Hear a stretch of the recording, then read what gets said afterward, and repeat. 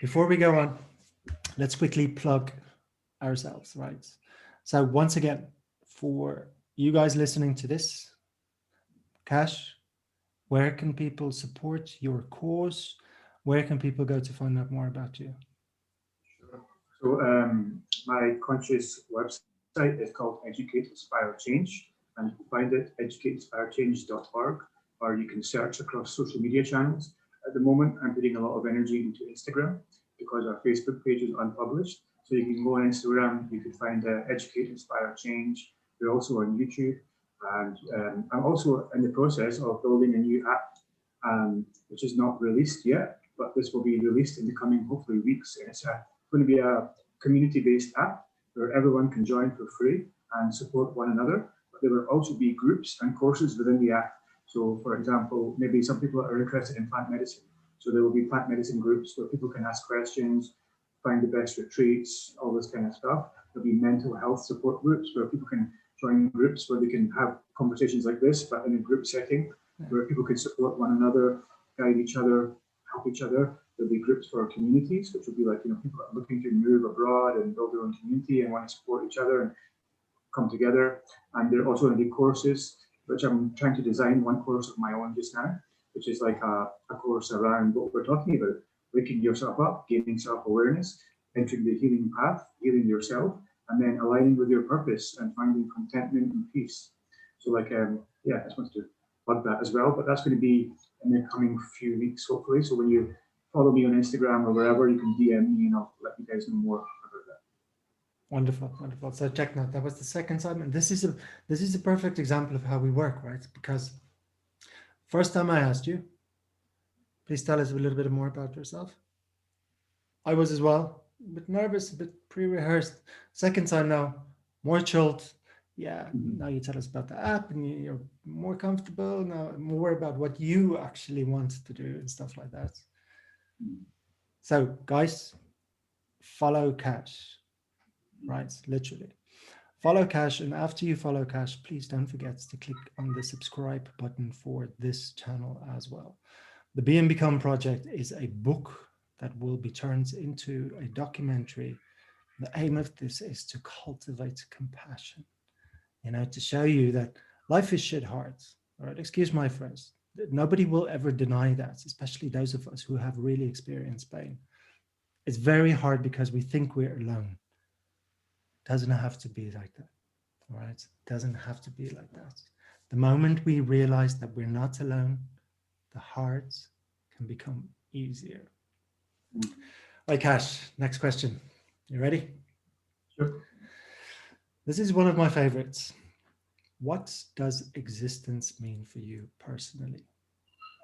Well, this is a great, very deep question. I'm sure philosophers have asked this for hundreds of thousands of years, and pondered it for their entire lifetime, and maybe still not came to the right answer. I don't think there is a right answer. I think it's a very individual thing. But it's funny you say it, because the other week I experienced a very deep journey with I think the most potent psychedelic known to man, which is called 5-MeO-DMT, is a bufo.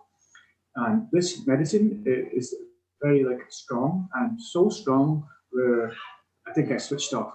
Like my soul went on a journey, and I have no memory of the journey, apart from the very last, maybe the first minute and the last minute. Yeah. In the middle, I blanked out, because they say this medicine, it takes you to source, and it takes you to basically where you come from and where you end up, the same place. And it made me really look at this life in a different way, because I realized that I am not this body. Like, I realized I am something greater than this body. I am a soul that's eternal, and a soul that that's eternal. And I've chosen this body to have this temporary life, to learn, to grow, to evolve, and it was very hard for me to accept that I wasn't this body, because the ego doesn't want to say that this is an illusion. The ego needs this to be real. It needs it to be real. Otherwise, what's the point? So the ego wants to be here, it wants to be real. So my ego was resisting. But in the end, what I realized was, it's very profound, but everything in my reality, I see through my mind. That you exist now only in my mind.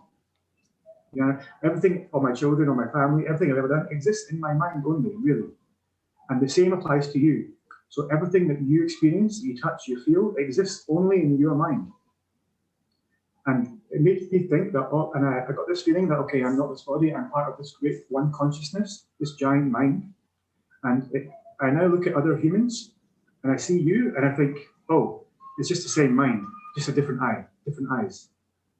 Like there's one consciousness experiencing life through you, Marcel, through me, Kash, through a rabbit, through a dog, through an insect, through whoever it wants to experience. It wants to experience everything. And it's consciousness. It just wants to experience everything, good, bad, evil, pain, love, ecstasy, everything, you know? It wants to experience its own creation. And we are the vessels that we choose to create to experience this through, you know? And it feels the separation goes away, you know? Like I look at other humans and I see, oh, it's just another version of God having an experience. Exactly. And it's like, we're all experiencing this existence, but like there's no separation. Separation is ego. It's an illusion that we've created, and we're here on the earth experiencing separation, so we can maybe learn different soul lessons. But I think in the end, we all return to become one again and one consciousness. And I guess that's the best answer I can give through my own experience. The short answer. Yeah. So there's a saying in philosophy: first there was the word,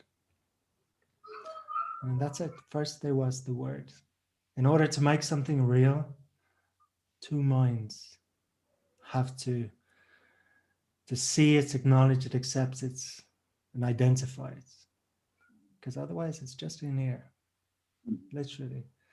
The most beautiful way I've ever heard what you're describing now, and I do not know where I heard it, but the message still sticks with me very, very clearly.